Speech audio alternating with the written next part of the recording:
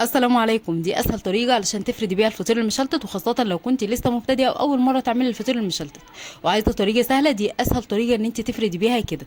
تمام. طب ازاي بتفرديه كده؟ لازم ان انت تريحي العجينه، شيء اساسي الف ب في ان انت تفرد الفطير المشلتت. لازم ان انت تعجن العجينه كويس جدا، وكمان تفرديها كويس جدا.